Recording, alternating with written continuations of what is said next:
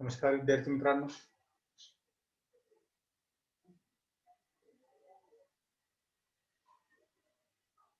यश education group Kopargaon Vaijapur Yeola अंतर्गत Sutwane school and junior college Vaijapur, Yash coaching classes Kopargaon, Yash science academy Yeola व Yash academy वैजापूरच्या माध्यमातून मी इनामदार सर मॅथमॅटिक्स पार्ट फर्स्टचा chapter number 4 pair of straight line घेऊन तुमच्या समोर उपस्थित झालोय. मित्रांनो, आज आपण चॅप्टर नंबर 4 या ठिकाणी आपण स्टार्ट करणार आहोत. Chapter number 4 pair of straight line आहे. तर ह्या चॅप्टरच्या सुरुवातीला सर्वप्रथम तुम्हाला पेअर आणि स्ट्रेट लाईन या शब्दांचा तुम्हाला अर्थ क्लिअर करून या ठिकाणी घ्यावा लागेल. पेअर म्हटले तुम्हाला माहित आहे, पेअर म्हणजे या ठिकाणी आहे जोडी, आणि स्ट्रेट लाईन तर तुम्हाला माहित आहे. म्हणजे अगदी या ठिकाणी आपण बघितलं, याला या ठिकाणी दिस इज अ लाईन, त्याला आपण काय म्हणणार या ठिकाणी लाईन, म्हणजे या ठिकाणी आपण बोलणार स्ट्रेट लाईन. याला आपण या ठिकाणी बोलणार स्ट्रेट लाईन. पण ज्यावेळेस आपण कन्सेप्ट आपण बघणार त्यावेळेस दोन लाईन्स या ठिकाणी कॉम्बिनेशन असणार, त्यावेळेस याला आपण बोलणार पेअर ऑफ स्ट्रेट लाईन. याला आपण म्हणणार आहोत पेअर ऑफ स्ट्रेट लाईन्स. आता पेअर ऑफ स्ट्रेट लाईन्स हा जो चॅप्टर आहे, हा चॅप्टर समजून घेण्या अगोदर आपल्याला स्ट्रेट लाईन या 11th स्टँडर्डच्या चॅप्टर विषयी महत्वाचे कन्सेप्ट आपल्याला या ठिकाणी माहित पाहिजे. तर या ठिकाणी मित्रांनो, सर्वप्रथम आपण 11th स्टँडर्ड मध्ये असणारे स्ट्रेट लाईन या चॅप्टरचे काही कन्सेप्ट आपण या ठिकाणी रिव्ह्यू घेऊया. कन्सेप्टचे रिव्हिजन आपण या ठिकाणी करूया. So let's begin the concept revision of the concept. तर या ठिकाणी आपण सुरुवातीला कन्सेप्ट रिव्ह्यू आपण समजून घेत आहोत. कन्सेप्ट रिव्ह्यू मध्ये पहिला पॉइंट आहे slope of the line. Slope of the line. आता स्लोप या शब्दाचा अर्थ बरेच विद्यार्थ्यांना समजत नाही, तर तो मीनिंग या ठिकाणी क्लिअर करण्यासाठी कन्सेप्च्युअल है ना, कन्सेप्च्युअल मी या ठिकाणी तुम्हाला समजून सांगण्याचा प्रयत्न करतो. या ठिकाणी मी एक छोटीशी फिगर ड्रॉ करण्याचा प्रयत्न करतोय. लहानपणी तुम्ही बऱ्याच वेळेस अशी फिगर ड्रॉ केलेली असेल है ना. हा छोटासा काय झालाय, हा एक छोटासा एक घर झालेला आहे, आणि या घरामध्ये एक छोटीशी खिडकी आणि एक छोटीसं दार आहे, बरोबर ना. लक्षात आलं का? दिस इज अ हाऊस है ना. हाऊसचा फ्रंट व्ह्यू झाला, बरोबर. पण या हाऊसचं बघितलं तुम्ही, हा टॉप बघा, रूफ, याला आपण म्हणणार रूफ. हा जो रूफ आहे, हा रूफ हा ग्राउंड लेवलला, म्हणजे ही जी ग्राउंड लेवल आहे, ही जी आहे ground level, this is ground level. म्हणजे ती ग्राउंड लेवलला आपण या ठिकाणी बघितला तर हा रूफ या ग्राउंड लेवलला काहीतरी अँगलनी इन्क्लाइंड आहे, बरोबर. ग्राउंड लेवलला हा रूफ काहीतरी अँगलनी इन्क्लाइन केलेला गेलेला आहे, आणि जो हा इन्क्लिनेशन आहे, दिस इन्क्लिनेशन इज कॉल्ड स्लोप. त्या इन्क्लिनेशनला या ठिकाणी स्लोप म्हटले गेलेला आहे. आणि मग आपण या रूफचा स्लोप या ठिकाणी हा इन्क्लिनेशन थीटा आपण या ठिकाणी जसं समजून घेत आहोत, त्याच पद्धतीने आपण आता लाईन बद्दल आपण या ठिकाणी समजून घेणार आहोत. तर लाईन याविषयी आपण समजून घेताना बघा, slope of the line. The slope of the line आपण या ठिकाणी फाइंड करणार आहोत. Slope of the line can be obtained in 3 methods. Line जी आहे, या लाईनचा स्लोप फाइंड करण्यासाठी आपल्याकडे 3 वेगवेगळ्या मेथड्स आहेत. How many different types are there? There are 3 different methods. सर्वप्रथम and the most important, very important method, सर्वप्रथम आहे in terms of inclination. in terms of inclination. in terms of inclination मध्ये काय म्हणतात बघा, ते म्हणतात बघा, if theta is the inclination of the line, if theta is the inclination of the line with positive x-axis, then its slope is given as m is equal to tan theta. बघा, या ठिकाणी छोट्याशा figure च्या माध्यमातून मी या ठिकाणी तुम्हाला समजून सांगण्याचा प्रयत्न करत आहोत. आपण या ठिकाणी कोऑर्डिनेट ऍक्सिस आपण जर ड्रॉ करायचं आपण बघितलं, this is a coordinate axis, 2 coordinate system. या ठिकाणी आपण याला म्हणणार X axis. What is this? This is X axis. आणि याला आपण काय म्हणणार या ठिकाणी? दिस इज वाय ऍक्सिस है ना. या ठिकाणी एक्स ऍक्सिस आणि वाय ऍक्सिस आहे, आणि या ठिकाणी दिस इज ओरिजिन. हा असणार आहे ओरिजिन. मित्रांनो, आपण या ठिकाणी जर एखादी लाईन आपण ड्रॉ केली randomly, if this is a line, if this is a line and if this line makes angle, बघा आपल्याला 11th स्टँडर्ड मध्ये पहिला चॅप्टर होतो बघा, angle and measurement. Angle and measurement chapter मध्ये आपल्याला शिकवलं होतं इनिशियल आर्म आणि टर्मिनल आर्म. तर या ठिकाणी आपण 12th स्टँडर्ड मध्ये आलेलो आहोत, म्हणून आपल्याला अँगल अँड इट्स मेजरमेंट हा चॅप्टर आपल्याला माहित पाहिजे. इनिशियल आर्म म्हणजे जिथं आपण अँगल मेजरमेंट स्टार्ट करतोय, बघा या ठिकाणी positive X axis is considered as initial arm, आणि इथनं आपण अँगल मोजायचं स्टार्ट केलंय आणि आपण जाऊन ह्या लाईन पर्यंत येऊन आपण थांबलोय, आणि this line is a terminal arm. Positive X axis आहे, this is positive x-axis considered as initial arm, and this line as terminal arm. It forms the angle. The angle measured in anti-clockwise direction is positive, and angle measured in clockwise direction is negative. तर angle measured in anti-clockwise direction मध्ये आहे तो, त्यामुळे angle positive आहे, plus आहे.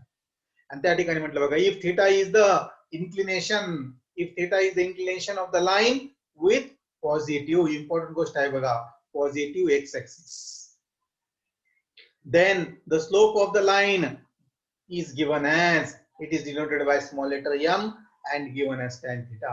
या ठिकाणी आपण म्हणतो बघा, slope of this line, slope of line is denoted by letter m, slope of line is denoted by letter m, and it is given as tan of that angle, tangent of that angle, tangent of that angle. Necessary important condition, angle must be measured from positive x-axis. This is positive x-axis, बरोबर. आणि या ठिकाणी negative x-axis आहे, बरोबर. मग initial arm negative x-axis वर जर असेल चालेल का? नाही चालणार. म्हणजे हा जर अँगल अल्फा दिलेला आहे, this alpha will not be considered as the inclination with positive x-axis. The inclination with positive x-axis is this theta, and therefore we take that inclination of angle, slope of line is equal to m equal to tan theta. Slope of line m equal to tan theta. तर मित्रांनो या ठिकाणी सम standard angles जर आपल्याला माहित आहेत, standard angle म्हणजे initial arm lies on positive X axis, terminal arm lies anywhere in the coordinate system, त्याला स्टँडर्ड अँगल म्हणतात. म्हणजे 30, 45, 60, 90, these are some of the standard angles. 0 degree is also standard angle. म्हणजे यांचे tangent आपल्याला माहित पाहिजे, tangent of this angle आपल्याला या ठिकाणी माहित पाहिजे. म्हणजे एकदा सुरुवातीला बघा या ठिकाणी आपल्याला माहित पाहिजे, आपल्याला या ठिकाणी का tan ऑफ 0 डिग्री, जर अँगल 0 डिग्री आहे, tangent of 0 degree 0, value of tan 0 degree is 0. मग या ठिकाणी बघा जसं या ठिकाणी सांगितलं गेलं बघा, tan of 0 degree is equal to 0 आहे. हा जो टँजंट लेफ्ट हँड साइड वरून जर राईट हँड साइड कडे गेला ना, it will go as tan inverse. आणि देअरफॉर या ठिकाणी आपण काय म्हणतो बघा, therefore tan inverse of this 0, right hand साइडला असणार 0, is equal to 0 degree.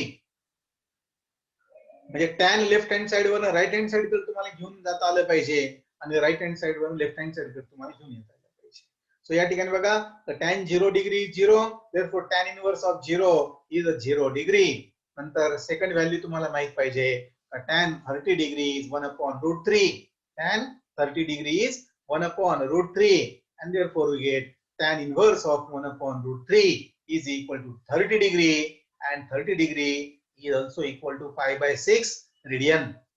30 degree is also equal to pi by 6 radian. अशा प्रकारे या ठिकाणी आपल्याला समजलं पाहिजे 30 डिग्री आणि pi by 6 radian आहे. Similarly, third value is tan 45 degree, and we know that tan 45 degree is 1. So value of tan 45 degree is 1, and therefore we must know that value of tan inverse of 1 is equal to 45 degree, or it is equal to pi by 4 radian. बरोबर. म्हणजे 0 degree, त्यानंतर या ठिकाणी 30 degree आणि 45 degree ह्याच्या values आहेत ना, tan 0 is 0, tan 30 degree is 1/√3, tan 45 degree is 1. या व्हॅल्यू तुम्हाला पाठ केल्या पाहिजे, मस्ट आहे, बरोबर. इम्पॉर्टंट गोष्टी आहेत, इम्पॉर्टंट आहेत, त्या पाठ झाल्याच पाहिजे. So tan 0 degree is 0, tan 30 degree is 1/√3, and 45 degree is 1. Similarly या ठिकाणी बघा, tan 60 डिग्री is √3, बरोबर, and therefore tan inverse of √3 is equal to 60 degree, and that is equal to pi by 3. 60 degree radian मध्ये त्याला आपण pi by 3 radian म्हणणार आहोत. And similarly tan 90 degree is infinity, and therefore tan inverse of infinity is 90 degree, and 90 degree is also equal to pi by 2 radian. हे जे angle होते हे first quadrant मध्ये असणारे अँगल छोटे छोटे अँगल आहेत, त्यामुळे त्याचे टँजंटचे व्हॅल्यू तुम्ही शाळेपासून पाठ केलेले आहेत आणि त्या व्हॅल्यूज तुमच्या पाठ असतीलच. बट इन केस, या ठिकाणी इम्पॉर्टंट नोट आली, but in case if the angle is more than 90 degree, मग काय करणार? तर त्या ठिकाणी त्यांनी आपल्याला नोट मध्ये सांगितलं बघा, if angle theta is more than 90 degree then we have to use allied angle फॉर्म्युले from again 11 standard. Trigonometry chapter मध्ये या ठिकाणी आपल्याला अलाइड अँगल फॉर्म्युले होते. ट्रिग्नोमेट्री 2 मध्ये चॅप्टर नंबर 3 ट्रिग्नोमेट्री 2 मध्ये अलाइड अँगल फॉर्म्युले होते. अलाइड अँगल फॉर्म्युले कशी यूज करायचे त्याचं या ठिकाणी मी तुम्हाला समजून सांगतो. तर त्या ठिकाणी सांगितलं angle is more than 90 degree. More than 90 degree म्हणजे 120 डिग्रीचं बेस्ट एक्झाम्पल. बेस्ट एक्झाम्पल या ठिकाणी आपण घेऊया. If theta is equal to आपण घेऊया 120 डिग्री. मीन्स लक्षात आलं 120 degree is more than 90 degree. So now let us find tan of 120 degree. So tan of 120 degree is equal to काय होणार? So it will be tan of 120 degree can be written as 90 degree plus 30 degree. 90 degree plus 30 degree म्हणजे आपण 90 plus format मध्ये घेणार त्याला. का बरं? Because we know that 90 degree is always equal to, बघा 90 degree is always equal to π/2 आपण या ठिकाणी बघितलंय. So we are going to replace that 90 by π/2 radian आणि plus 30 degree. Now it is in the form of allied angle फॉर्म्युले. किती वेळेस π/2 आहे? 1 टाइम्स π/2, 1 टाइम्स 90 आहे है ना. अलाइड अँगल फॉर्म्युले या ठिकाणी बघा, अलाइड अँगल फॉर्म्युलेसाठी दोन गोष्टी माहित पाहिजेत. दोन गोष्टी आहेत. या ठिकाणी असणार आहे 0 π/2, या ठिकाणी असणार आहे 1 π/2, या ठिकाणी असणार आहे 2 π/2 आणि या ठिकाणी असणार आहे 3 π/2. प्लस म्हटलं का त्या लाईनच्या पुढे जायचं, मायनस म्हटलं त्या लाईनच्या मागे जायचं अँटी क्लॉकवाईज डायरेक्शन मध्ये. म्हणजे या ठिकाणी first of all let us locate this angle 1 π/2 plus 30. 1 π/2 is on positive axis plus 30 angle goes in second quadrant. याचा अर्थ या ठिकाणी क्लिअर झालाय की angle lies in second quadrant. त्यानंतर आपल्याला या ठिकाणी माहित पाहिजे ASTC रूल. ASTC रूल आपल्याला माहित पाहिजे. ASTC रूल काय म्हणतोय? ए म्हणजे all trigonometric ratios are positive in first quadrant. S म्हणजे sine is positive in second quadrant. Sine and its reciprocal cosec is positive in second quadrant. T म्हणजे tan and its reciprocal cot is positive in third quadrant. आणि C म्हणजे cos आणि cos and its reciprocal sec is positive in fourth quadrant. मग हा concept आपण या ठिकाणी बघूया. 1 π/2 plus 30 angle goes in second quadrant and second quadrant मध्ये sine positive. Yes sine positive याचा अर्थ tan t is negative. tan t नाही तिथं. सो लक्षात आलं सेकंड क्वाड्रंट मध्ये लाई होत असल्यामुळे we are going to take it as minus sign. त्यानंतर आपण बघणार बघा n असेल तर tan n आहे ना, n आपण घेणार. n च्या दोन व्हॅल्यू असणार आहे. n च्या दोन व्हॅल्यू असणार आहे ऑड आणि इव्हन. ऑड आणि इव्हन. n जर ऑड असेल तर tan हा टॅनच राहणार. आणि आपण tan विषयी आपण या ठिकाणी समजून घेऊ. पण सॉरी, n जर इव्हन असेल तर tan हा टॅनच राहणार आहे. आणि n जर ऑड असेल मित्रांनो, if n is odd then the tan will get transfer into cot. हा ठिकाणी ऑड असल्यामुळे tan हा cot होणार आहे. मग n हा नंबर आहे. n का असणार आहे? हा नंबर आहे बघा. n हा नंबर आहे 1. 1 इज ऑड असल्यामुळे tan changes to cot and so it will be cot 30 degree. परत या ठिकाणी बघा cot म्हणजे हा tan चा रेसिप्रोकल असतो. म्हणजे लक्षात आलं tan 30 डिग्री ची व्हॅल्यू आपण आत्ताच बघितली. It is 1/√3. त्यामुळे reciprocal of tan is cot. So cot 30 degree will be reciprocal of 1/√3 that is equal to √3. म्हणजे या ठिकाणी लक्षात आलं मित्रांनो tan 120 डिग्री ची व्हॅल्यू या ठिकाणी आली बघा मायनस आणि या ठिकाणी cot 30 इज √3. म्हणून या ठिकाणी आपण अलाइड अँगल फॉर्म्युलेच्या मदतीने या ठिकाणी आपल्या लक्षात आलं tan 120 degree is minus √3. tan 120 degree is minus √3. येते लक्षात. म्हणजे या ठिकाणी तुमच्या लक्षात आलं बघा एक्झाम्पल मध्ये या ठिकाणी tan ची व्हॅल्यू या ठिकाणी तुमच्या लक्षात आलेलं आहे.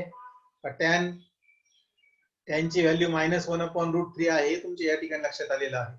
आता आपण या ठिकाणी अजून एक एक्झाम्पल घेऊया.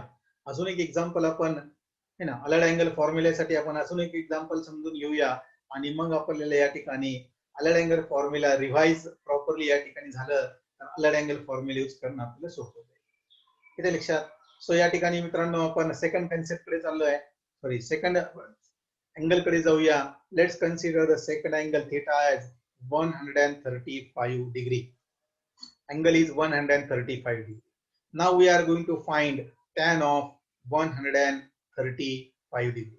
तर मित्रांनो tan 135 डिग्री साठी आपल्याला काय करावं लागेल? tan will remain as it is. 135 ला आपल्याला लिहावं लागेल 90 प्लस किती. सो या ठिकाणी आपण म्हणणार so 135 degree is 90 plus 45 degree. 90 plus 45. Again we are going to replace that 90 by pi by 2. So या ठिकाणी आलं बघा pi by 2 plus 45 degree. Pi by 2 plus 45 degree. किती pi by 2? It is again 1 pi by 2. म्हणजे लक्षात आलं? Again 1 pi by 2 plus again angle goes in second quadrant and second quadrant tan is negative so minus sign. या ठिकाणी 1 आहे बघा pi by 2 समोर 1 आहे. 1 म्हणजे n is odd, n is n. 1 म्हणजे काय n आहे? So n is 1 and 1 is odd, so tan changes to cot. म्हणून या ठिकाणी झालं cot and it will be 45 degree. So परत या ठिकाणी लक्षात आलं का बघा आपल्याला माहित आहे tan 45 डिग्री ची व्हॅल्यू आहे 1 आणि मग रिसिप्रोकल जर आपण या ठिकाणी घेतलं cot 45 डिग्री तर तुमच्या लक्षात येईल reciprocal of 1 is again 1. So we conclude that the value of tan 135 degree is 1. आणि म्हणून या ठिकाणी लक्षात आलं tan 135 डिग्री ची व्हॅल्यू आलेली आहे -1. So what is the value of tan 135 degree? Is -1. This is example म्हणून या ठिकाणी आपण घेत आहोत है ना. तर या ठिकाणी तुमच्या लक्षात आलेलं आहे tan आपण 120 डिग्रीचं पण एक्झाम्पल बघितलं -√3 आलं आणि tan 135 डिग्री पण आपण बघितलं -1 आलेलं आहे. सो लक्षात आलं अँगल जर 90 डिग्री पेक्षा मोठा असेल, it is if the angle is more than 90 degree, then we are going to use allied angle formula to find the value of tangent, indirectly to find the value of slope. बरोबर. या ठिकाणी तुमच्या लक्षात आलेलं आहे slope find करण्याची ही पहिली system, पहिली मेथड होती ती तुमच्या लक्षात आलेली आहे. Now friends let's go to the second type, second method to find the slope of line by 2-point form. 2-point form चा अर्थ काय झालाय? If there is a line, if this is a line and if we know 2 points, point A as x1, y1 and point B as x2, y2. If we know 2 points on the line, then we can find the slope of the line by 2-point form by using the formula. बघा इथे म्हणता if A into bracket x1, y1 and B into bracket x2, y2 are any 2 points on the line, then the slope of line AB can be obtained by using formula m equal to y2 minus y1 upon x2 minus x1. म्हणजे या ठिकाणी लक्षात आलं जर y2 अगोदर असेल तर x2 पण अगोदरच पाहिजे, जर y1 अगोदर असेल तर x1 अगोदर पाहिजे. बरोबर. म्हणजे y2 मधून y1 मायनस केला तर x2 मधूनच x1 मायनस करावं लागेल. म्हणजे y1 मधून जर y2 मायनस केलं तर x1 मधून x2 मायनस करावं लागेल आणि हा फॉर्म्युला आहे मित्रांनो. सेकंड फॉर्म्युला हा आपल्याला जास्त करून नाही आपण या चॅप्टर मध्ये हा यूज नाही होणार. फक्त सेकंड फॉर्म्युला हा आहे हे तुम्हाला शाळेत माहित होतं. तर बरेच मुलं म्हणतात आम्ही तर शाळेत वेगळा फॉर्म्युला शिकलो होतो. येते लक्षात मित्रांनो आपल्याला हा फॉर्म्युला नाही लागणार. आपल्याला लागणार आहे मेथड नंबर 1 आणि आपल्याला लागणार आहे बघा मेथड नंबर 3. या दोन मेथड लागणार, मेथड नंबर 1 आणि मेथड नंबर 3 लागणार आहे. या दोन मेथड खूप इम्पॉर्टंट आहेत. आपल्याला या चॅप्टर मध्ये स्लोप फाइंड करणं म्हणजे खूप इम्पॉर्टंट असल्यामुळे आपल्याला अगदी सहजासहजी अगदी सिंपल वेने अगदी इझिली स्लोप फाइंड करता आले पाहिजे. पहिला आहे बाय युजिंग इन्क्लिनेशन आणि तिसरा आहे बघा from the equation of line. Equation of line असेल, इक्वेशन ऑफ लाईन तुमच्या समोर आली तर त्याच मोमेंटला तुम्हाला स्लोप फाइंड करता आलं पाहिजे. त्याच मोमेंटला तुम्हाला स्लोपचे या ठिकाणी व्हॅल्यूज आपल्याला फाइंड करता आले पाहिजे. व्हर्बली तोंडी सांगता आलं पाहिजे, इतकं परफेक्टली पाहिजे. आणि थर्ड मेथड जास्त करून आपण यूज करणार. We are going to use third method frequently in this chapter. या चॅप्टर मध्ये आपल्याला थर्ड मेथड जी आहे ना स्लोप फाइंड करण्याची, ही फ्रिक्वेंटली यूज करायची आहे, म्हणजे खूप वेळेस यूज करायची आहे. त्यामुळे ही मेथड अगदी परफेक्टली समजून घ्या मित्रांनो, एकदम बेस्ट टू बेस्ट, अगदी एकदम परफेक्टली या ठिकाणी तुम्हाला व्हॅल्यू फाइंड करता आली पाहिजे. आणि ती कशी फाइंड करायची बघा, या ठिकाणी सांगितलं बघा, if ax plus by plus c equal to 0 is any equation of line. If ax plus by plus c equal to 0 is any equation of line, है ना, ax plus by plus c equal to 0, then its slope is obtained by using formula. Slope of line is equal to minus, बरेच मुलं minus sign विसरतात, minus coefficient of x upon coefficient of Y. Coefficient of x म्हणजे काय, x च्या समोरील value. Coefficient of Y म्हणजे काय, Y च्या समोरील व्हॅल्यू. सो या ठिकाणी बघा, this minus remains as it is. Coefficient of X काय बघा या ठिकाणी आहे ए, आणि coefficient of Y is B. So formula slope of the line या ठिकाणी लक्षात आलं. So we get m is equal to minus A upon B is the slope of this line. या लाईनचा स्लोप आहे. अगदी इक्वेशन ऑफ लाईन कडे बघितल्या तुम्हाला त्या लाईनचा स्लोप फाइंड करता आलंच पाहिजे, because this is the important concept for this chapter. Important concept आहे या चॅप्टर मध्ये. So are you ready now? If you are ready now, will go for the example. जर तुम्ही रेडी असाल तर आपण एक्झाम्पल जाऊया बघा. Let's go to the example. Example number 1 बघूया. या ठिकाणी बघा, if the equation of line is 5x plus 3y plus 7 equal to 0, 5x plus 3y plus 7 equal to 0, then its slope will be m is equal to minus sign है बघा, minus coefficient of x is 5 upon coefficient of y is 3. So slope we get as m is equal to minus 5 upon 3.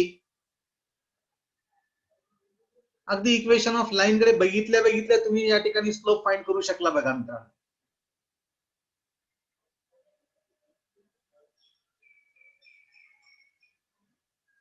बिलकुल वेळ न या ठिकाणी जाता तुम्हाला equation of line वरनं स्लोप फाइंड करता आलं पाहिजे. Let's go to example number 2. The equation of line is given as 6x minus 2y plus 8 equal to 0. Then its slope will be m is equal to, बघा या ठिकाणी minus sign remains as it is minus. Coefficient of x is 6, बघा या ठिकाणी 6 upon coefficient of y is minus 2. या ठिकाणी minus 2 घेतलाय. This minus minus gets cancelled. 2 1s are 2, 2 3s are 6. So we get m is equal to 3. Let's go to example number 3. Example number 3 बघा या ठिकाणी 2x minus 4y plus 5 equal to 0. 2x minus 4y plus 5 equal to 0. Therefore m is equal to minus coefficient of x is 2 upon coefficient of y is minus 4. This minus minus gets cancelled. 2 1s are 2, 2 2s are 4. So we get m is equal to 1 upon 2. Reduce करू शकलो तर reduce करायचं, reduce करू शकलो नाही तर तसंच ठेवायचं. या ठिकाणी लक्षात आलं, root 3x plus 4y plus minus 2 equal to 0. If this is the equation of line, then we get m. Slope of line is equal to minus coefficient of x is root 3 upon coefficient of y is 4. So we get a slope of line. So we get a slope of line m is equal to minus root 3 upon 4. Instantly तुम्हाला या ठिकाणी slope of the line तुम्हाला find करता आलं पाहिजे. This is the most important concept. खूप वेळेस अगदी 60 to 70 प्रॉब्लेम मध्ये तुम्हाला स्लोप इक्वेशन ऑफ लाईन वरनं स्लोप ऑफ लाईन तुम्हाला फाइंड करायचं असतं. त्यामुळे हा कन्सेप्ट इम्पॉर्टंट आहे आणि कन्सेप्ट या ठिकाणी समजून घ्याच at any how condition. So now let's go to the next concept. Condition for parallel and perpendicular lines. Parallel आणि परपेंडिक्युलर लाईन्स बघा, पॅरलल लाईन्स म्हणजे if two lines are parallel, या दोन लाईन्सला आपण काय म्हणणार, पॅरलल म्हणणार, याला पॅरलल लाईन्स. आणि परपेंडिक्युलर लाईन्स तुमच्या लक्षात आहे, याला परपेंडिक्युलर म्हणणार इफ द अँगल इज 90. है ना, या ठिकाणी या दोन लाईन्स परपेंडिक्युलर आहे, इथं पॅरलल आहे आणि याला आपण पॅरलल म्हणणार. These are parallel lines and these are perpendicular lines. Parallel line आणि परपेंडिक्युलर. फिगरच्या माध्यमातून इझिली तुम्हाला समजलेलं आहे. आता कंडिशन काय ते आपण समजून घेऊ बघा. आणि ही कंडिशन खूप इम्पॉर्टंट आहे. It is again very important condition बघा. या ठिकाणी बघा, if m1 and m2 are slopes of two lines. m1 आणि m2 काय आहेत? दोन लाईनचे स्लोप्स आहेत. पहिल्या लाईनचा स्लोप m1 आहे, दुसऱ्या लाईनचा स्लोप m2 आहे. आणि मग या ठिकाणी बघा number 1, if the lines are parallel. बघा ही कंडिशन नंबर 1.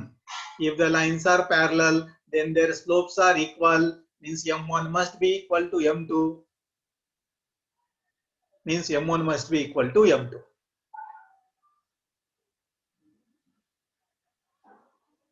लाईन्स जर पॅरलल असतील तर त्यांचे स्लोप्स हे इक्वल असतात, सेम असतात. आता बघा या ठिकाणी ही लाईन L1 आपण या लाईनला आपण L1 बोलूया. Let's consider this line as L2. And if the equation of this line is given as 4x plus 2y plus 5 equal to 0. Ka equation of this line? 4x plus 2y plus 5 equal to 0. Can you tell me the slope of this line L2? Yes. Friends या ठिकाणी ह्या line वरनं आत्ताच आपण बघितलं बघा, equation of line वरनं आपण ह्या लाईनचा स्लोप m1 आपण फाइंड करू शकतो as minus coefficient of x is 4 upon coefficient of y is 2. So we get m1 is equal to -2. Line L1 चा स्लोप किती आला आहे? m1 आणि m1 ची व्हॅल्यू किती आली आहे? -2. and we know that line L1 and L2 are parallel. Therefore, the value of a slope of line L2 will be the equal. So we get slope of line L1 as m1 equal to slope of line L2 as m2 equal to -2. Their slopes will be equal. Slopes will be same. या पद्धतीने आपल्याला problem solve करताना आपल्याला concept use करायचा आहे. दिलेल्या लाईनचा या ठिकाणी बघा, या दिलेल्या लाईनचा आपल्याला स्लोप पण फाइंड करायचा आहे आणि त्यावरनं पॅरलल लाईनचा स्लोप आपल्याला या ठिकाणी आपल्याला भेटणार आहे. दिस इज कन्सेप्ट. कन्सेप्ट काय आहे? If the lines are parallel then their slopes are equal. If the lines are parallel then their slopes are equal. इथे लक्षात, if the lines are parallel then their slopes are equal. म्हणजे या ठिकाणी आपण अजून एक एक्झाम्पल घेऊया. Let's go for one more example. या ठिकाणी आपण अजून एक एक्झाम्पल घेऊया. अगदी फटाफट मध्ये तुम्हाला या ठिकाणी आलं पाहिजे. क्विकली स्लोप फाइंड करायचा आहे आणि पॅरलल लाईनचा स्लोप या ठिकाणी तुम्हाला सांगायचा आहे. येते लक्षात. सो बघा, equation of line. Equation of line is 3x minus 6y plus 2 equal to 0. 3x minus 6y plus 2 equal to 0. This is the equation of given line. This is given line. L1 आहे.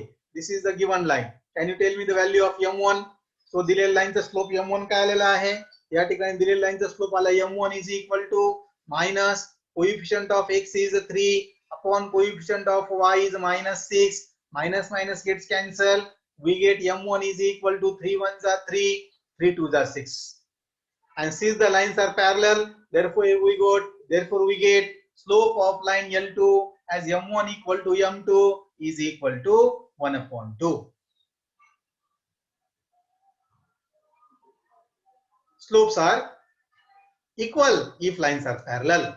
Second concept, if the lines are perpendicular, then the product of slope is equal to -1. Product of slope equal to -1 means we say that m1 equal to -1 upon m2, or we say that m2 equal to -1 upon m1. म्हणजे या ठिकाणी आपल्याला conclusion या ठिकाणी आपल्याला घ्यावं लागेल. If two lines are perpendicular, then their slopes are negative reciprocal of each other. Negative reciprocal म्हणजे काय बघा, m1 जर a upon b आहे, m1 जर a upon b आहे, तर परपेंडिक्युलर लाईनचा स्लोप m2, परपेंडिक्युलर लाईनचा स्लोप जर m2 असेल, तर what will be negative reciprocal of a upon b? Reciprocal घ्यायचं म्हणजे न्यूमरेटर आणि डिनॉमिनेटर एक्सचेंज करायचं, आणि या ठिकाणी मायनस असेल तर प्लस करायचं, प्लस असेल तर मायनस करायचं. m1 जर a upon b आहे तर m2 minus b upon a येणार. m1 जर इक्वल टू 1 upon 2 असेल, what will be the slope of perpendicular line m2?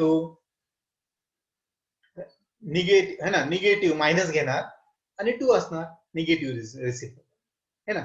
Example व्यवस्थित समजून घ्या. निगेटिव्ह रिसिप्रोकल कसं घ्यायचं आहे या ठिकाणी बघा. Number 3, if m1 is equal to minus 5 upon 3, then what will be the slope of perpendicular line m2? आधी तर मायनस आहे, याचा अर्थ हे निगेटिव्ह रिसिप्रोकल घेताना मायनस साइन डिसअपियर होणार. We have to remove this minus sign. It will be plus 3 upon 5. Practical example कडे जाऊया. बघा, this line is equation of this line is given as 5x plus 3y plus 2 is equal to 0. And if we consider this line as n1, what will be the slope of this line? It will be m1. It will be equal to minus coefficient of x 5 upon coefficient of y is 3. So we know that the slope of line L1 is minus 5 upon 3. Now this line L2 is perpendicular to L1. Line L2 is perpendicular to L1. So we get the slope of line L2 as m2 is equal to negative reciprocal. Negative म्हटल्यानंतर this minus sign will disappear. It will become plus. आणि या ठिकाणी reciprocal. It will be 3 upon 5. Negative reciprocal of minus 5 upon 3 equal to minus 5 upon 3 reciprocal काय आलं? Negative reciprocal 3 upon 5. असं practical problem मध्ये असं असेल, लाईन L1 दिलेली असेल, ते म्हणतील M2 परपेंडिक्युलर लाईन आहे आणि त्यावरती आपल्याला काम करायचं असेल. So concepts are important. This concepts are from 11th standard. हे 11th स्टँडर्ड चे कन्सेप्ट्स आहेत. आज आपण स्लोप्स वरती काम केलंय. आज पूर्ण हा व्हिडिओ जो आहे that was only on the slope. तो फक्त आणि फक्त स्लोप वर डिपेंडिंग होता. म्हणजे आज आपण काय बघितलं? फर्स्ट ऑफ ऑल बघितलं स्लोप फाइंड करण्याचे किती मेथड्स है ना. आज आपण काय बघितलं? सर्वप्रथम स्लोप फाइंड करण्याचे किती मेथड्स बघितले आपण. स्लोप फाइंड करण्याचे 3 मेथड्स आहे. Number 1 by in terms of inclination. In terms of inclination आहे नंबर 1. नंबर 2 2.4. नंबर 2 आहे 2.4 है ना. 2 पॉइंट फॉर्म आहे नंबर 2 है ना, जो लागत नाही आपल्याला जास्त करून. नंबर 3 आहे from equation of line. From equation of line है ना. या 3 स्लोप्स फाइंड करण्याचे मेथड्स आहेत. बरोबर. त्यानंतर नंबर 1 मध्ये आपण बघितलं. नंबर 1 मध्ये आपण बघितलं की आपल्याला टँजंट ऑफ 0 डिग्री आपल्याला माहित पाहिजे. 0 आपल्याला माहित पाहिजे. टॅन 30 डिग्री आपल्याला माहित पाहिजे. 1 upon √3 आपल्याला माहित पाहिजे. Tan 45 degree is equal to 1. आपल्याला माहित पाहिजे tan 60 degree is equal to √3 आणि आपल्याला माहित पाहिजे tan 90 degree is equal to infinity. बरोबर. त्यानंतर इक्वेशन ऑफ लाईन वरनं स्लोप फाइंड करायचा आहे. दुसरं तर 2 पॉइंट फॉर्म तुम्हाला आहे, जे लागत नाही जास्त करून. नंबर 3 मध्ये लागेल आपल्याला. इक्वेशन ऑफ लाईन जर ax plus by plus c equal to 0 असेल तर slope will be is equal to denoted by letter m is equal to minus coefficient of x upon coefficient of y. बरोबर. त्यानंतर आपण दुसरा concept आज समजून घेतला, condition. Second condition for parallel. This is shortcut for parallel and this is shortcut for perpendicular. Condition for parallel and perpendicular lines. Number 1 लक्षात आलं. Line जर पॅरलल असतील तर काय लक्षात आलं? m1 is equal to m2. Then दोन्ही slopes equal असतात. नंबर 2 जर परपेंडिक्युलर असतील तर काय लक्षात आलं? Their product that is m1 into m2 is equal to असणार आहे -1. और आपण या ठिकाणी म्हणणार m1 can be written as -1 upon m2 और आपण या ठिकाणी बोलू शकतो m2 is equal to -1 upon m1. मित्रांनो, आज हे कन्सेप्ट आपण आज समजून घेतलेला आहे आणि हा कन्सेप्ट खूप इम्पॉर्टंट आहे.